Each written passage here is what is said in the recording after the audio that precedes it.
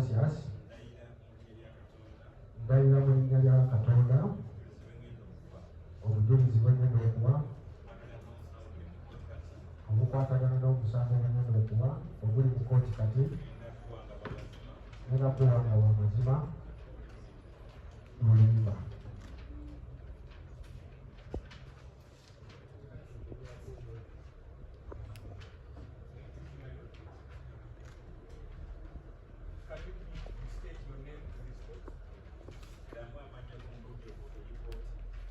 Erinnya eryange nze mbangaddewo Gracious. Kati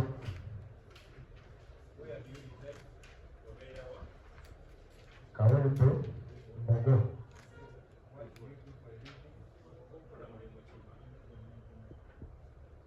Omulimu gwenkola bwe mba njawo ntera okuvugako ku booda yange mpola mpola.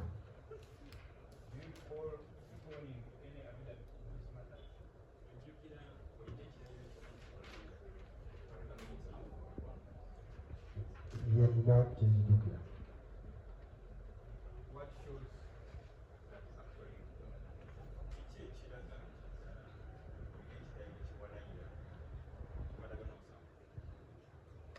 Kiraga nti ali ejenti ati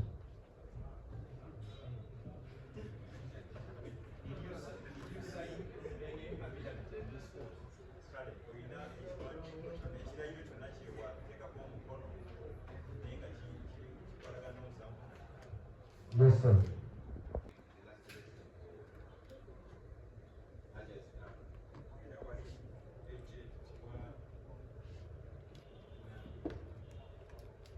Yes sir.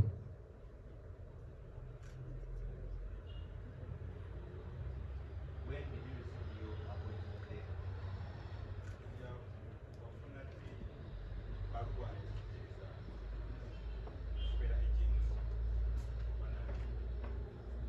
Nagifuna nga 13 ogwokusatu. That was the day of voting, when you voted.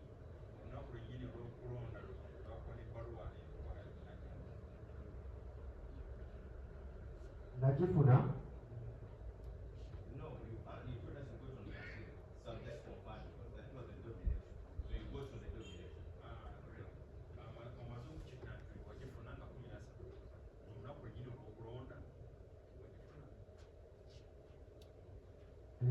nagifuna era ku olwo lwegiri ku makya kuba namala ogisayiningako. So you voted that morning. I don't know what time.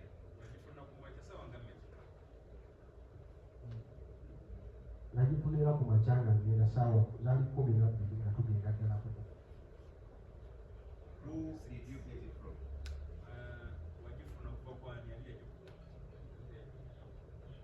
Yawaddanga obweru. So Tambo Doi gave you this letter around 6 a.m. Where did he find you?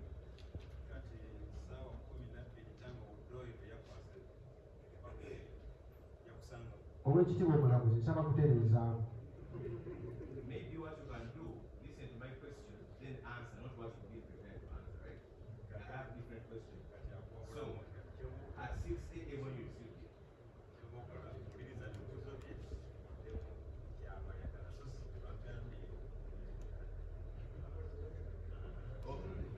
So, you say you got it from Tambo Doi.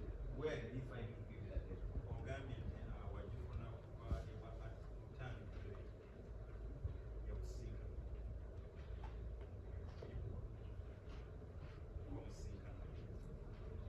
Oweekitiibwa omulamuzi twakikima ku woofiisi naye nga etumala ozifuna nambi. My question is, where did you get it from and from who?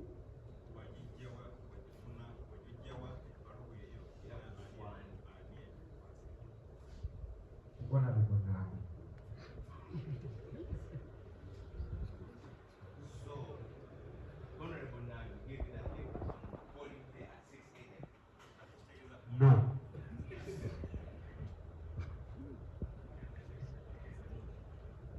Kitiibwa Omulamuzi Nambisi yajipa kumacha.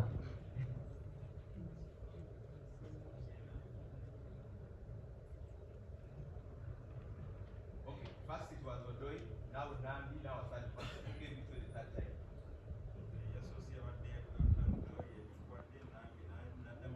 So who was the third person?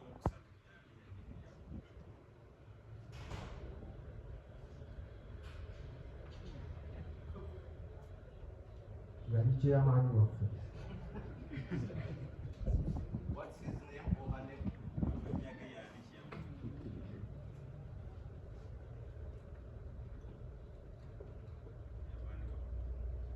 Chairman was for the village, for the campaign, or for the party?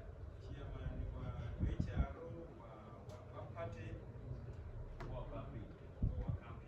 Owa NRM. Is that Mr. Museveni? No.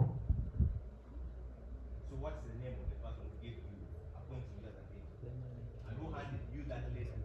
I want to know who gave it to you.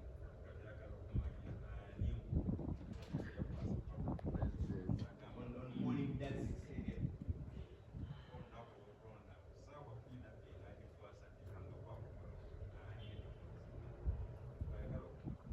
Kabuwala. Kabuwala. Wajiko ya Kabuwala eddala libuzaabuza. And is chairman of what? NRM mu kitundu kyaffe.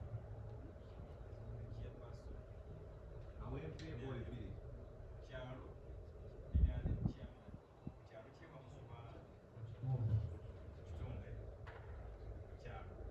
Mugogwe wa Awembiwa.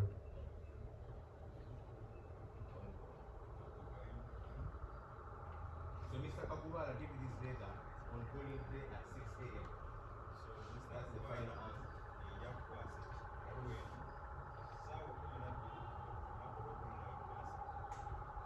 Yeah. Just to confirm, in the abstract you mentioned that you are 31 years old. Is that correct?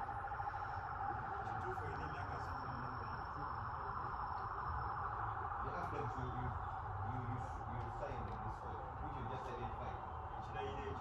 Paragraph 1.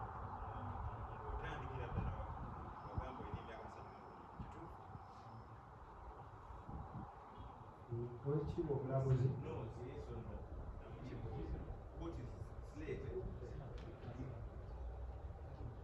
You, paragraph 1, if you read, the number one thing you say, and you just so to tell the truth, you say you're 31 years old. Is that correct?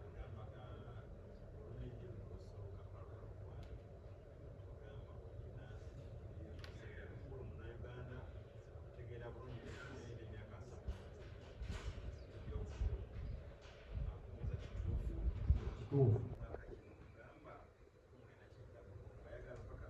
About 10 minutes.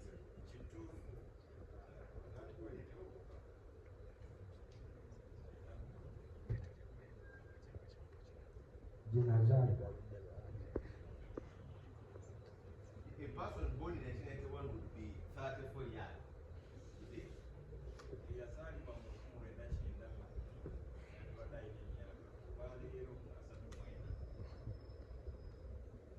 Does your age change with the people you meet?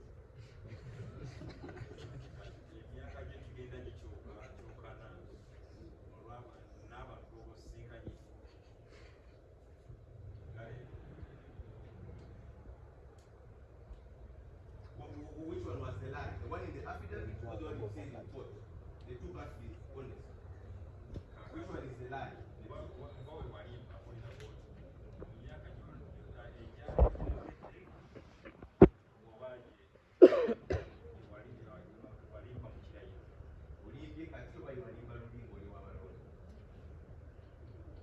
Yenjogedde mituufu.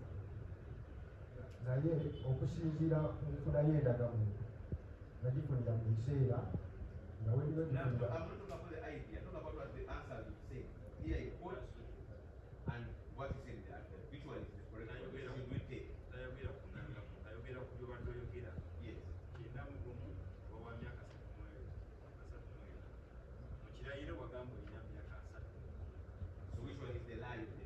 those ones are always balimba kirayiro oba olwaliro Kye yayogera which one of the asatu three mu ogumu is the lie? asatu mu gumu gye walimba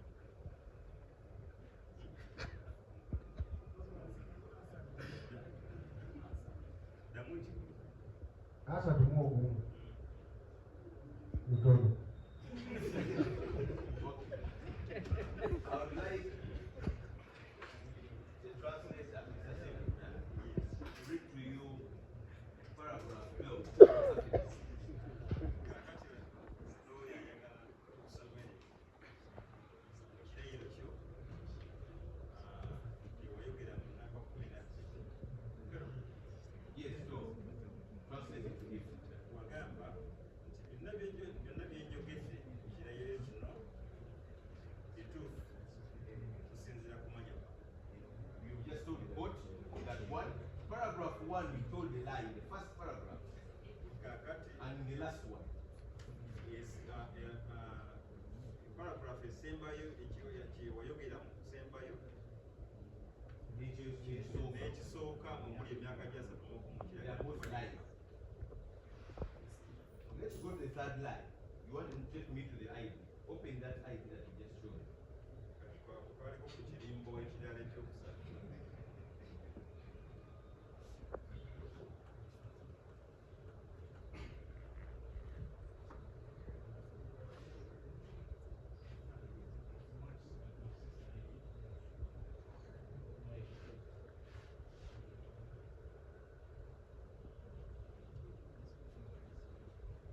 So, coach, Mr. Mpanga, is this national ID yours? eyo national id yo Is it accurate? Is it your document? kiwandiiko kikituufu Can you read to us the date of birth on that ID? kale somere likooti First read the name and tell us the date of birth on that ID. yogera erinnya eriryo erinnya mpangabbeero And is that you? yekwe bangadde yiye Read the date of birth on that ID. okusomesa bakuza Is it 20 That's the date. 02 That's the month. 1997. 1997. That's the date of birth on your ID.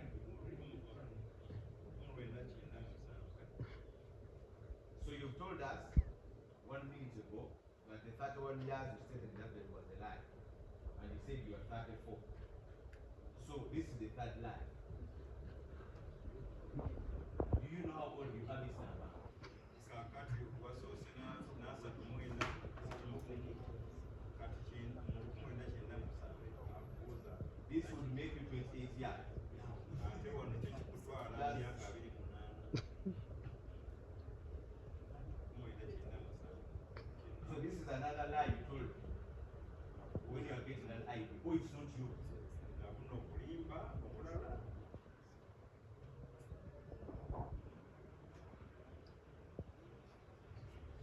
Nedda So okay, which age you both adopt? You are 34. The 28 is a lie, the third one is a lie. You just lie depending on the circumstances. kati olimba okusinziira ku mbeera bwebekututte akubuuza kati myaka mituufu emeka gyaba bakuwa walimu 34 28 n'asatu atwale ku mwaka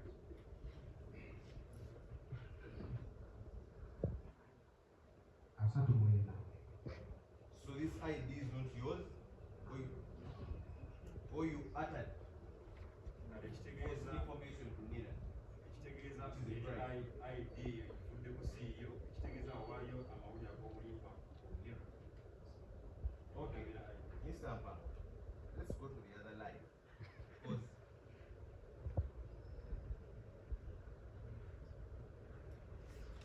so the affidavit you just identified where you told 2 lies so far, and in the names of Bangadeo Gracious. Which name do you use, Deo Gracious or Deo?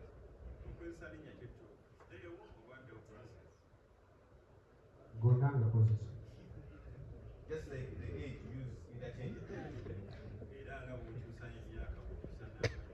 What time did you reach the polling station while you were an agent?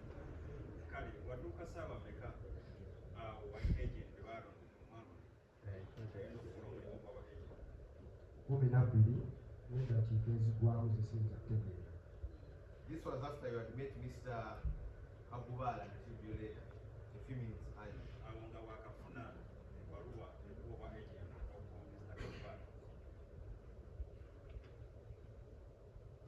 I'm just you said this, you don't have to think about it. You said it a few minutes ago. Unless it has changed like your age.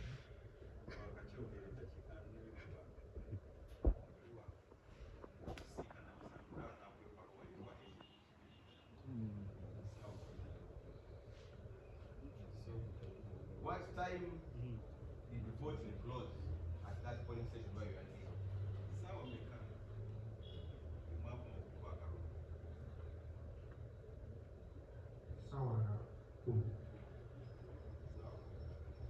From the time polling started to the time when it closed, there was no incident, correct?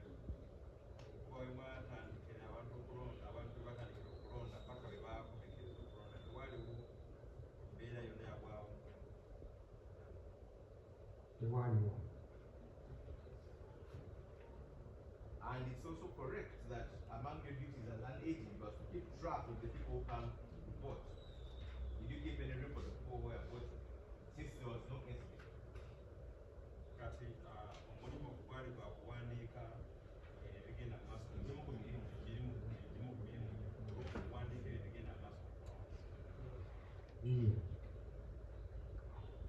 Did you give any report of, for instance, how many people voted? Which is one of your duties as an agent.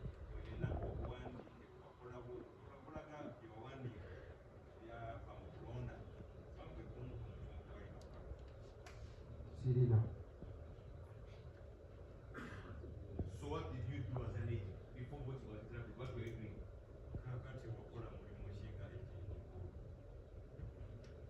Because you were given some money. So why were you paying?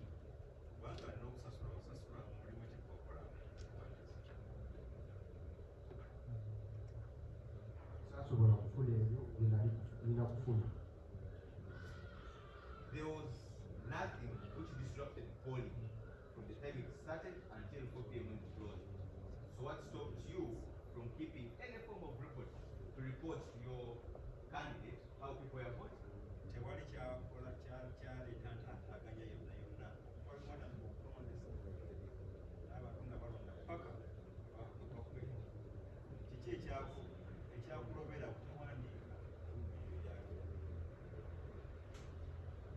Bali bateekateeka okutandika okubala nga mumaze okulonda.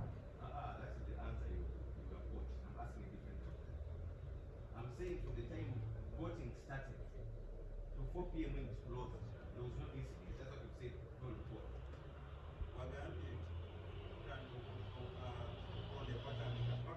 Before counting. Before counting.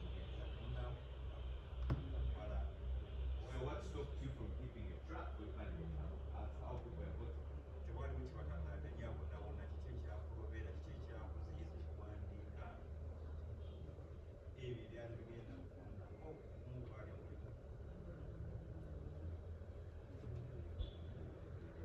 Nalina akatabo ke nali mpandiikamu abaali bazze okulonda benzijukira. Where is that book now? Saasobola kafuna mu kumaliriza. Why? Waliwo embeera eyaliwo eyajjawo nga si nnungi. When you went